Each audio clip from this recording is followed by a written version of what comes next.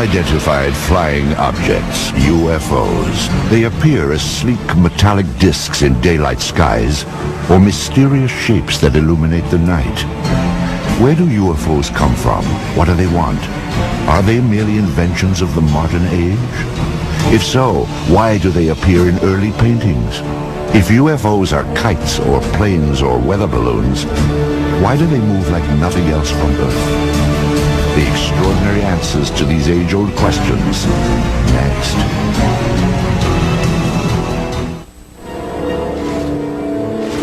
UFOs are now hauntingly familiar. They have shared our skies for an uneasy 50 years. Eyewitness accounts testify to their breathtaking speed, unparalleled maneuverability, and uncanny silence. They are different than any aircraft made here on Earth. These stealthy visitors are called UFOs, unidentified flying objects. They have shown up unexpectedly in photographs taken all across the globe. Yet if we turn back the pages of history, there are intriguing hints that UFOs have been with us all along. Perhaps even as far back as 12,000 years ago, when our ancestors found shelter in the darkness of caves. The walls of these primitive dwellings were often painted with figures of hunters and the animals they hoped to snare. Recently, other images have come to light. These tracings were made from caves in France and Spain, and they show pictures not ordinarily associated with hunting. Their shapes are very peculiar because they do oftentimes look like UFOs and saucers. And I'm not saying that they are UFOs or that they do represent craft of any type, only that they have a similarity to what we now perceive as maybe craft from another planet as UFOs. And one wonders where the cave people were getting the impetus for putting these on their walls. Obviously, putting paintings on cave walls was a laborious process, and you would only put down the most important things of your daily life. And here these objects appear not once, not twice, but fairly numerous times on the cave walls. The advance of civilization brought us out of caves and into cities. Some 4,000 years ago, scribes recorded what sounds like the sighting of UFOs during the reign of a pharaoh named Thutmose III. In the year 22 of the third month of the winter, a circle of fire appeared in the sky. After some days it became more numerous and shone with the brightness of the sun, extending to the very limits of the heavens. Royal Records of Thutmose III, 1480 BC. A millennium later, young Alexander the Great conquered his way across the known world. In 332 BC, he laid siege to the Phoenician city of Tyre, and accounts from both sides report that shield-shaped silver objects appeared in the sky. One supposedly sent down a beam of light that destroyed the city walls. Even the Bible itself contains passages that some say refer to alien spacecraft. I looked, and behold, a stormy wind came from the north, a great cloud with fire flashing through it, and a radiance round about it, while out of the midst of it gleamed something with a luster like that of shining metal. Ezekiel, verse 1. There are a number of reports from the past, and I believe that some of them are quite legitimate. But one of the things is you can't interview witnesses, of course. You can't get independent witnesses. You can't ask, well, what angle was it above the horizon? The problem we have with them is we have to take them totally at face value. It's always important in looking at these to remember that there are a lot of strange astronomical phenomena that only occur once in a while, like a star going supernova and suddenly appearing in the sky, or a comet which appeared unexpectedly. And so you always have to look at these from the point of view of astronomy. There could be some atmospheric phenomenon or an astronomical phenomenon that they were depicting as something supernatural. As the scientific awareness of the population grew, superstition was replaced by knowledge of what was actually going on in the heavens. However, when an object would fly across the sky and stop, or hover, or seemingly descend to the ground, or maybe exhibit many different color changes or change shape or what have you, then even those people knew that they were looking at something out of the ordinary. The residents of Nuremberg, Germany, had just such an experience on April 4th, 1561. On that day, the skies above the city filled with a chaotic array of tube-shaped objects and balls of light. Eyewitnesses called it a frightful spectacle. Chronicles of the time also report extraordinary displays over Basel, Switzerland, during the summer of 1566. These events were depicted in primitive woodcuts made by eyewitnesses. However, it was the talented master artists that have left us the most fascinating images. In 1998, an Italian writer named Daniela Giordano earned an award for her landmark study of the enigmatic flying objects depicted by Renaissance artists. She discovered that not only did the artist have these objects in the picture, but he also had people looking at these objects and shielding their eyes, as though the people were actually noting with amazement that something unusual was in the sky. It's unknown why the object's there, but it does appear, and it looks like a UFO. This apparently traditional religious work is known as the Madonna and Saint Giovanni. Here too, a witness to the flying object is placed unobtrusively, yet unmistakably, in the background. And it's very obvious that this person's attention is directed to the flying object. And the artist obviously wanted viewers of the painting to see that not only is there the Madonna in the painting, but that there's also an object in the background. Curious airborne craft show up in other media as well. These tapestries from the 1500s depict the life of the Virgin Mary. Lurking in the background is the familiar shape of a 1950s-style UFO.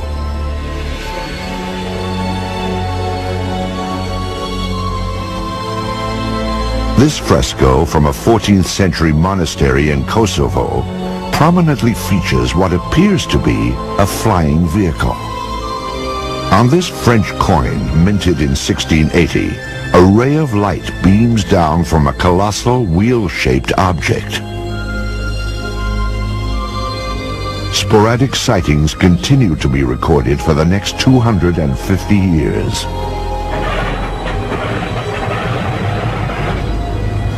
In the 1940s, World War II pilots joined the long list of UFO eyewitnesses. Some of these pilots would later come forward to tell their stories as interest in UFOs increased after the war. Pilots on all sides of the conflict, the Axis and the Allied pilots, reported strange objects, sometimes flying off the wingtips of their airplanes, and seemingly exhibit intelligent maneuvering. If you tried to fly the airplane toward it, the object would fly along with you and just keeping off the wing, or dive down or fly above. You couldn't catch up with it. I talked to a pilot of a B-24 bomber during World War II, and he said one circled around their airplane. Round, smooth, sleek. They all expected to die instantly because this must be a new German secret weapon that was going to shoot them down. We sure don't have anything that looks like that and flies like that. I have one account where they actually fired at it, and they seemingly went through it. They didn't damage the object at all. Allied pilots thought they were secret weapons of the Germans. Germans thought they were secret weapons of the Allies, England and America, and they were even seen in the Pacific theater. However, after the war, it became clear that neither the Allies nor the Axis had produced these super aircraft. Someone else had. And they did exhibit maneuvering that, again, was much like the types of objects that were seen immediately after the war ended and called flying saucers at that time. Many believe that in July of 1947, near the top-secret airbase at Roswell, New Mexico, the United States military finally got a close-up look at these mysterious spacecraft. The Army Air Forces has announced that a flying disc has been found and is now in the possession of the Army.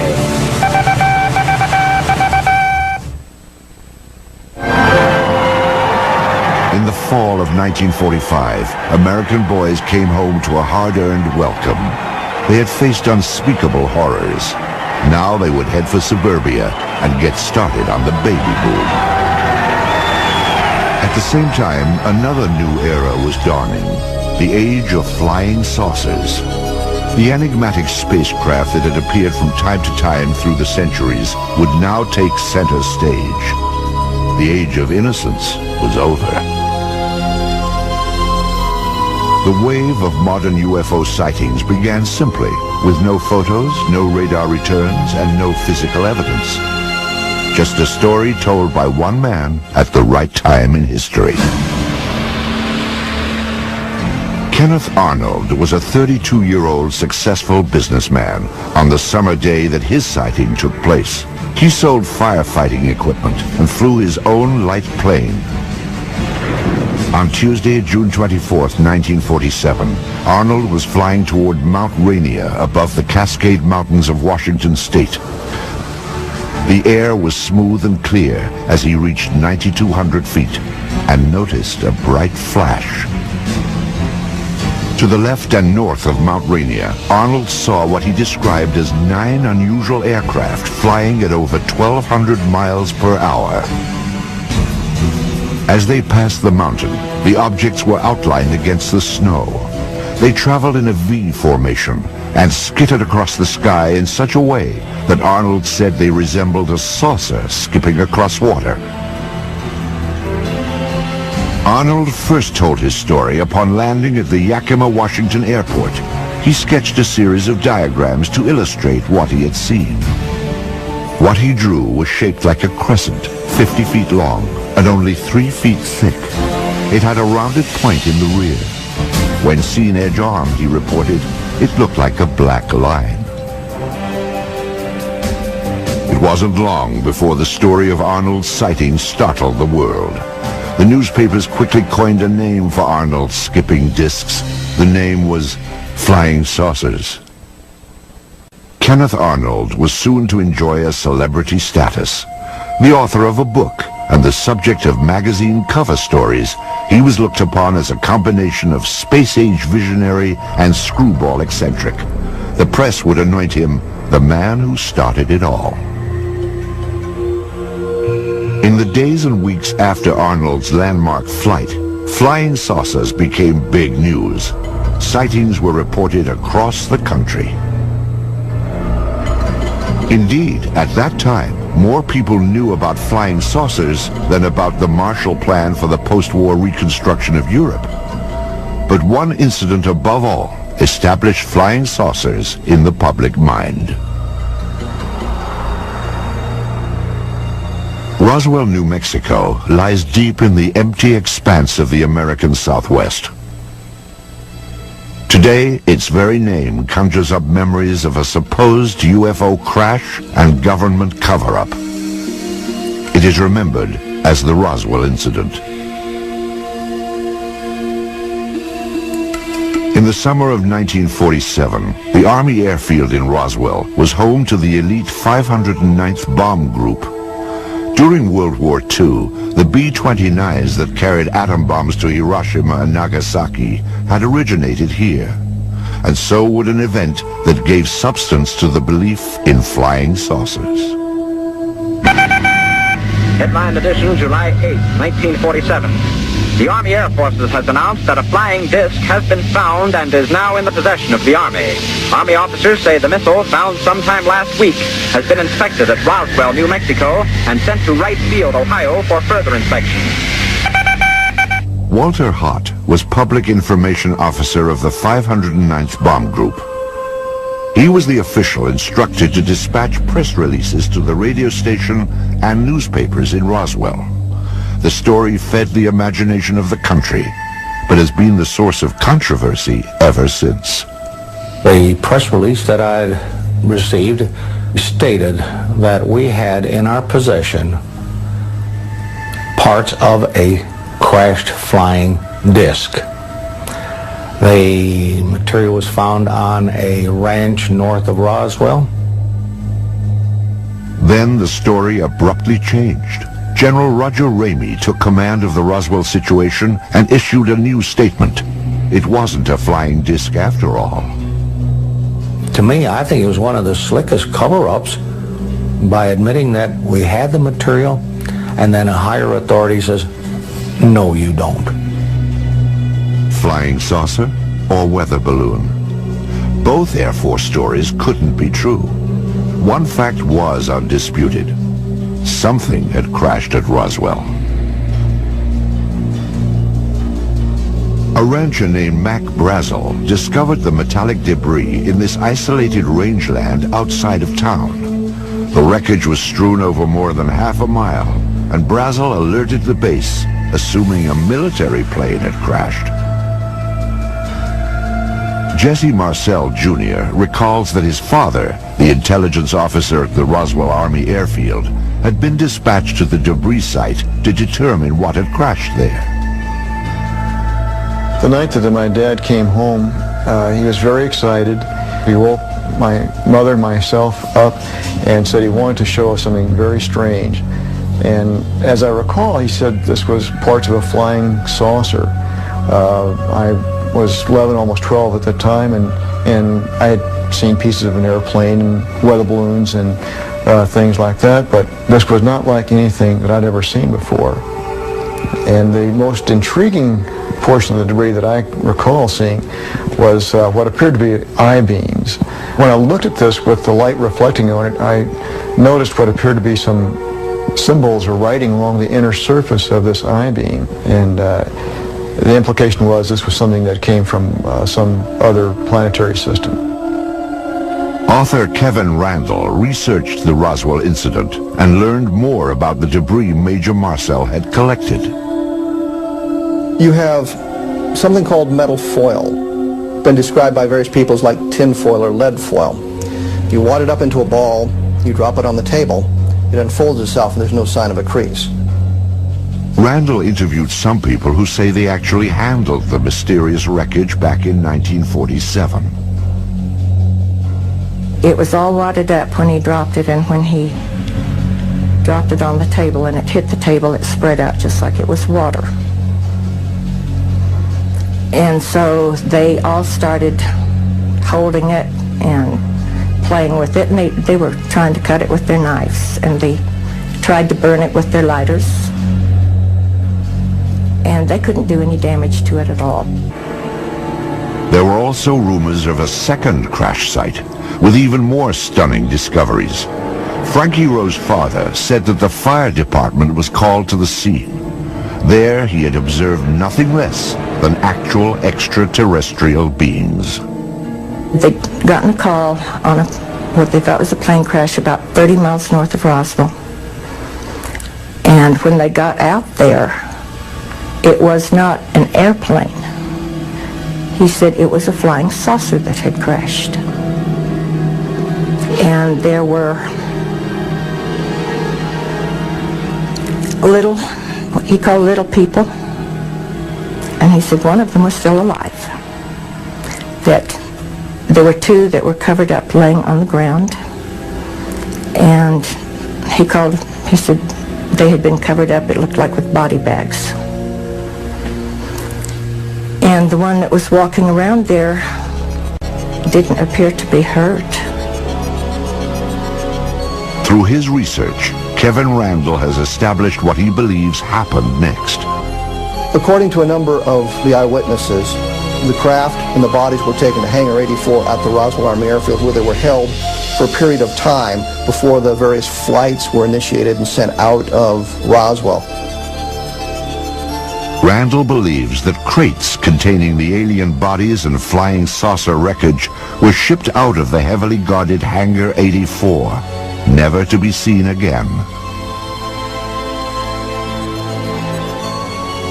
When the Air Force produced one meager weather balloon at the Roswell crash debris, many concluded it was part of a cover-up.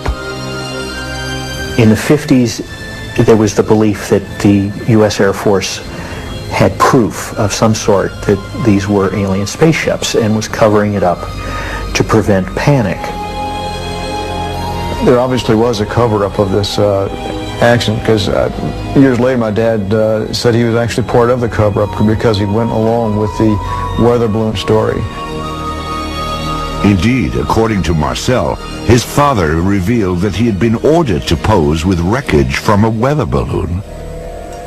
My dad explained to my mother that this was a non-event. Don't even discuss it with your friends. Don't talk about it. I was a true Air Force brat. I believed in following the orders, you know. He didn't want me to talk about it, so we did not talk about it. These people were visited by military authorities. They were told to keep quiet. Frankie Rowe recalls such a visit from a man in a uniform. He started getting louder and he kept saying, "Don't you understand? You did not see anything." And he had a nightstick type of thing with him that was kind of hanging on his belt. And he took that out and he got very loud and he started talking, and every time he would make a point, he would hit his hand with the nightstick. So he would say, "You didn't see anything, you were not there." And he said, "If you ever say one word about this the rest of your life, we will split up this family. If that's not enough," he said, "you know, this is a big desert out here. We can take you out in the desert." And he said, "No one will ever find your bodies." If this disturbing account is true, it can only be described as a death threat, a warning to remain silent about the Roswell incident. What was so vital to protect? In January of 1948, the Air Force would launch an investigation into the escalating flood of UFO reports.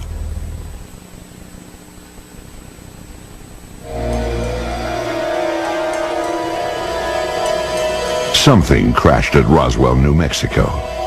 But whether the object that fell from the sky in July of 1947 originated here on Earth or somewhere in outer space has been hotly debated for more than a half-century.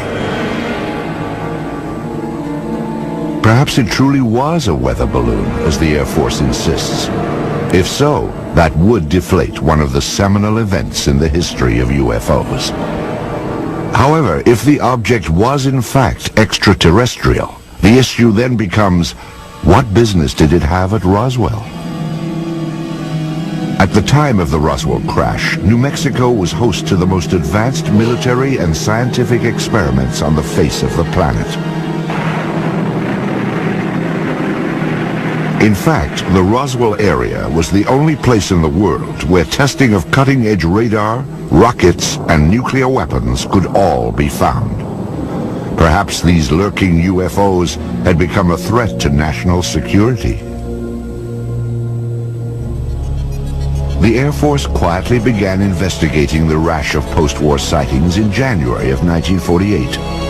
This inquiry was codenamed Project Sign, and by October, it would reach a truly stunning conclusion.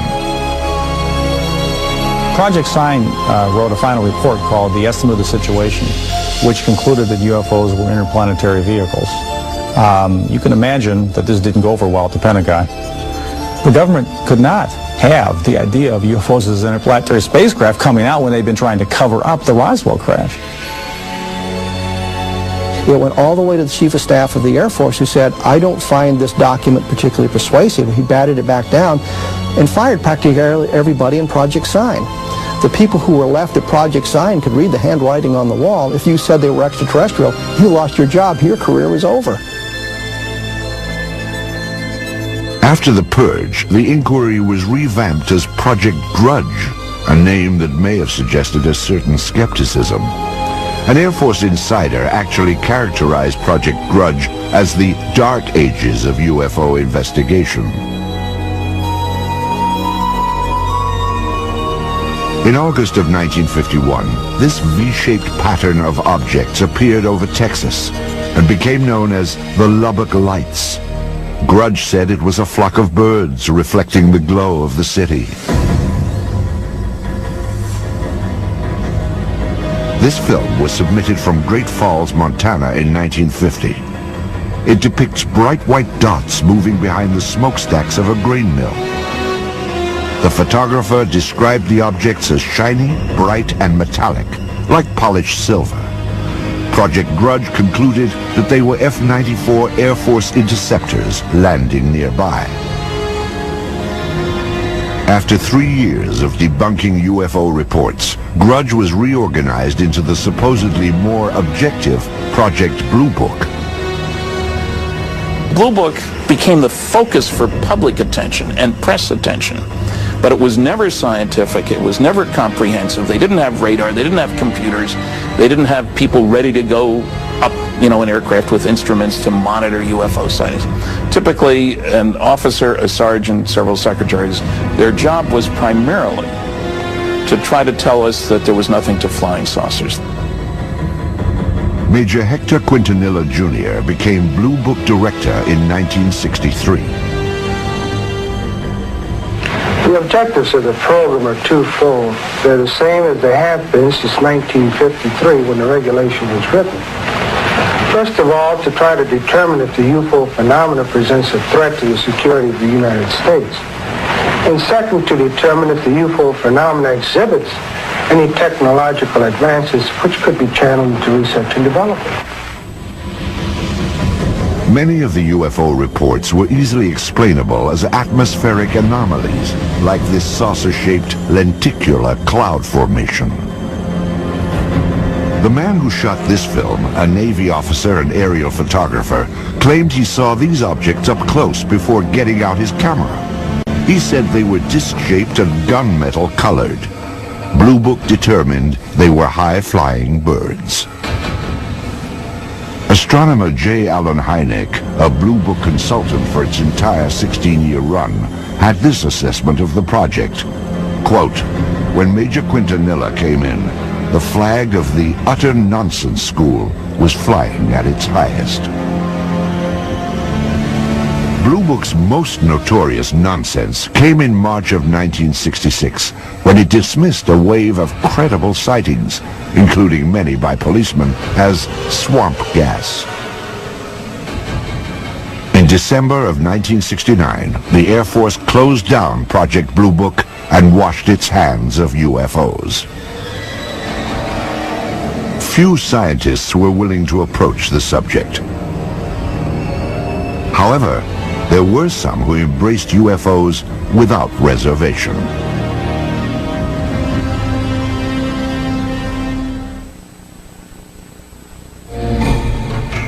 During the 1950s, the Air Force stood by its finding in the Roswell case.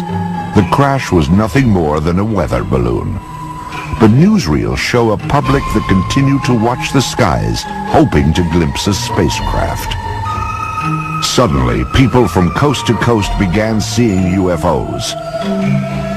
What followed was a popular movement that embraced flying saucers and the spacemen who flew them.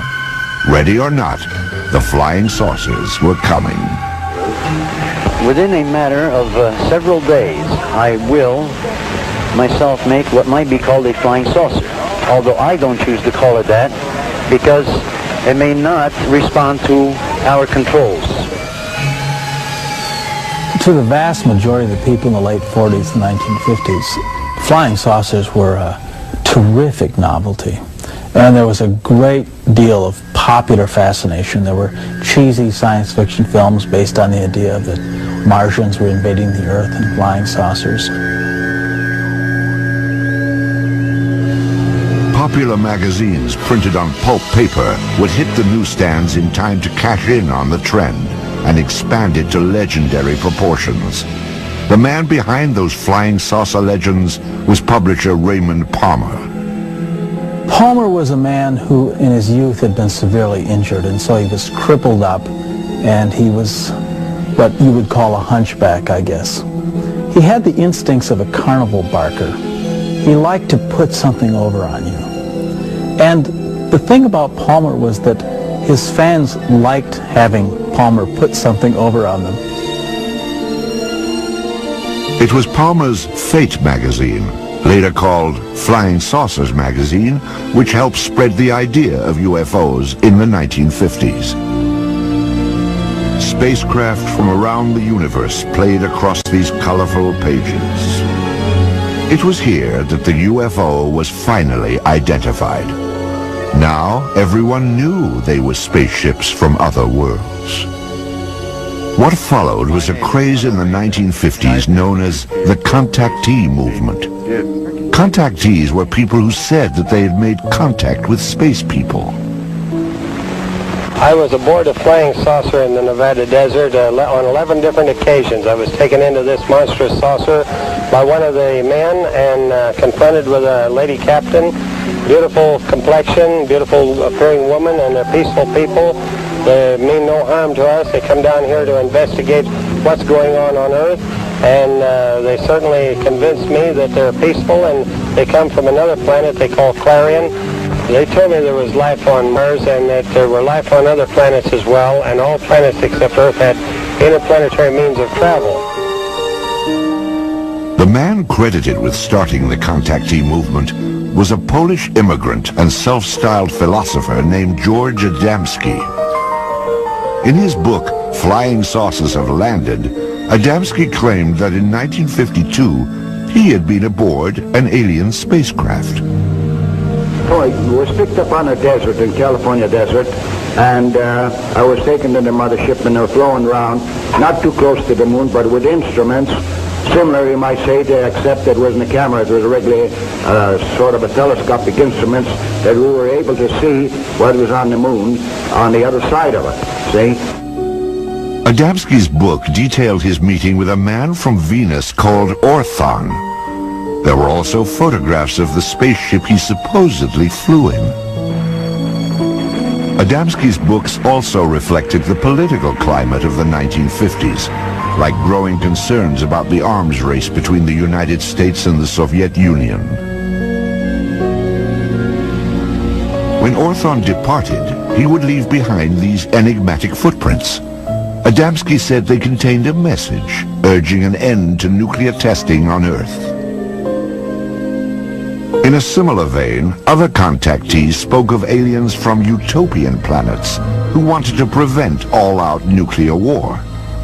Best of all, these aliens looked just like us.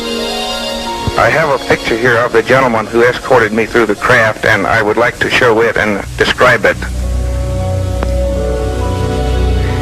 This gentleman, he appeared almost as I am, except that he was about 5 feet 10 inches tall, weighing about 150 to 155 pounds, and they all appeared about that same size, including the lady.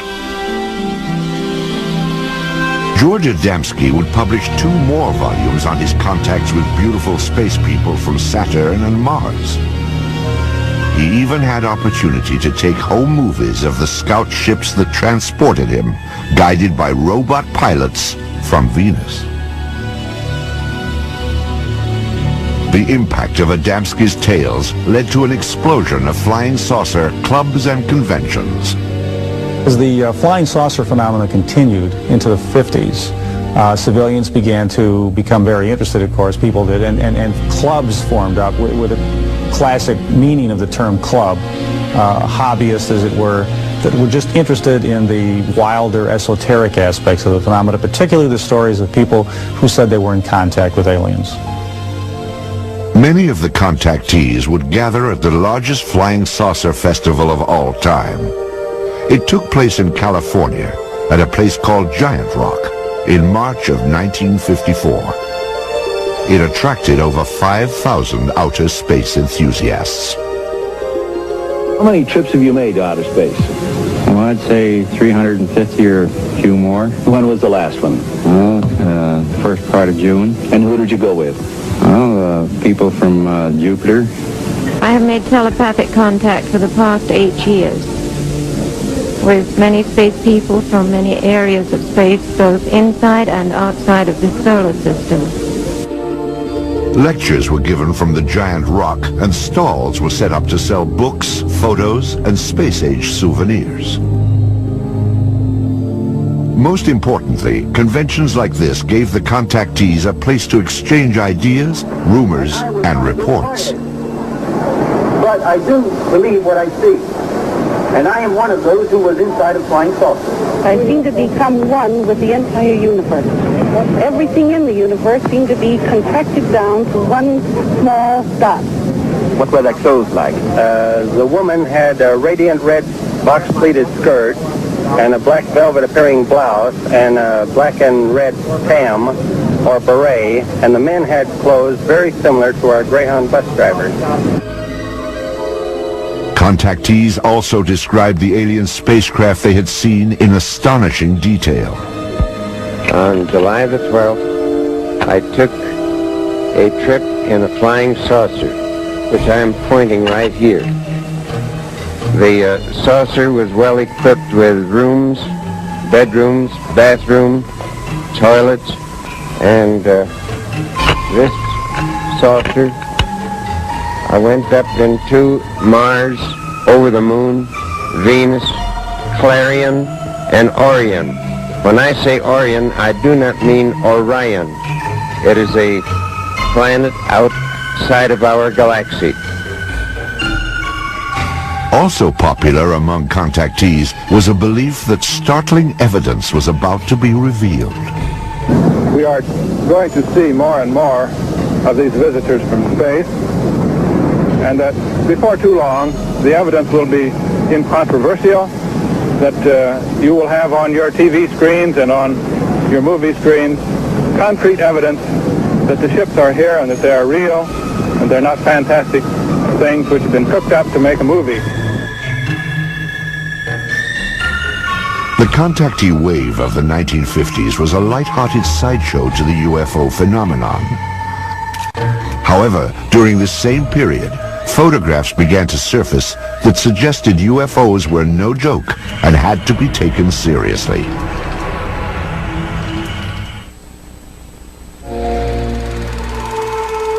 They are round, they are cigar-shaped, and they are cylindrical. Some appear to be sleek and smooth, as if made of stainless steel, while others appear bolted together from some alien cast iron. At night, they are described as having flashing lights.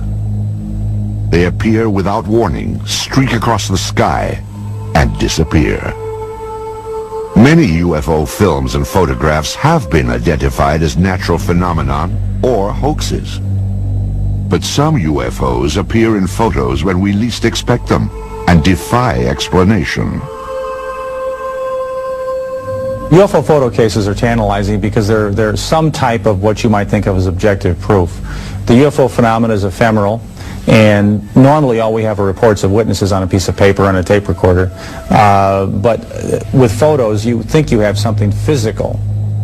Indeed, photos offer some of the most convincing evidence that extraterrestrial aircraft may be real.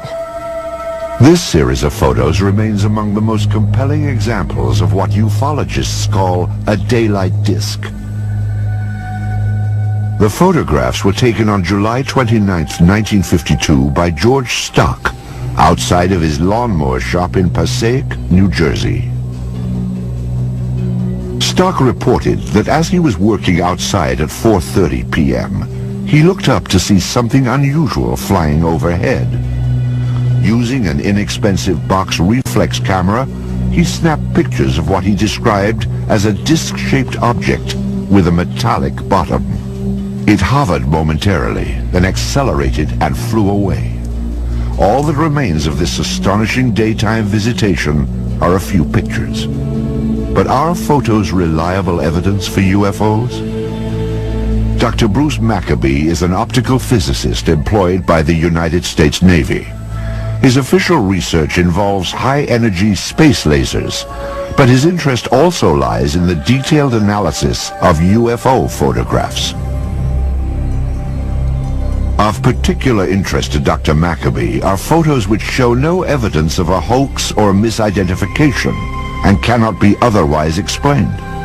One such case began at a farm in rural Oregon in 1950. These are two photos taken by a farmer and his wife in 1950 in McMinnville, Oregon. Here's the first photo and here's the second, and we'll get a little bit of a blow-up on these. Using image enhancement equipment, Maccabee brings into focus the startling photographs that were taken in the early evening with a simple camera. You can see that it's an oval object with a little thing on the top, like a little protrusion at the top of it. This is obviously a hoax of the real thing. There's no halfway point. You can see the image clearly enough to see that it's not a bird or plane or Superman. So the next question is, what could it be? And if we go back over here, we can see that there are electrical wires right up above the object, looking again at the blow-up. And now the question is there any evidence of a suspension underneath the wires? A contrast-enhanced version of the Oregon photo reveals minute scratches that Maccabee must distinguish from a string or line that might have been attached to the object to suspend it for a hoax. No one has found any evidence of a line going up above the object. There is a possibility that this thing might have been thrown and photographed, except that the image is not blurred by motion. Agents of the Air Force and FBI questioned the couple who took this picture, and authorities later confiscated a copy held by the local newspaper. No one has yet explained why. This photograph is another of the more credible UFO pictures ever taken. It was snapped in Brazil by a government survey team in 1958. A Brazilian naval photographer on a ship was there with the rest of the men when they saw an object shaped like Saturn, in other words, an object with a ring around it, flying toward an island that they were near, Trinidad Island, flying around the island and then taking off in the distance. And he snapped 4 or 5 or so or more photos of the object with literally dozens and dozens of witnesses.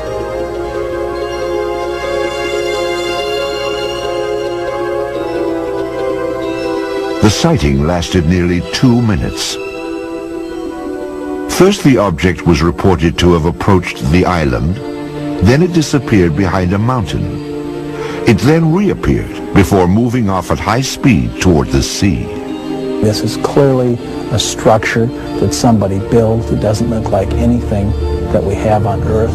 There were all these witnesses who saw the picture being taken. For these reasons, the photographs are unusually evidential and have to figure in any kind of case for the reality of UFOs as somebody's technology. Because this is a multiple witness case done by scientists and a professional photographer, and it has many photographs, it probably has to be taken seriously as the #1 photographic case in UFO history. Soon after the photos were taken, Brazil's president, Juscelino Kubitschek, ordered them released to the press. His action stands in stark contrast to the apparent secrecy of official UFO inquiries in the United States, beginning with the Roswell incident in 1947. Even today, requests for government records are routinely refused. Documents that are released are often censored to the point of uselessness. Perhaps it is no surprise that many suspect a government cover-up and conclude that unidentified flying objects may indeed originate somewhere other than Earth. Beneath the postcard beauty of Yellowstone Park lies a supervolcano long overdue, flanking North America entirely in 10 feet of ash, killing everything in its path. This happened 600,000 years ago. When will it explode again? Brace yourself for the Yellowstone eruption on Mega Disasters, Tuesday night at 9 on the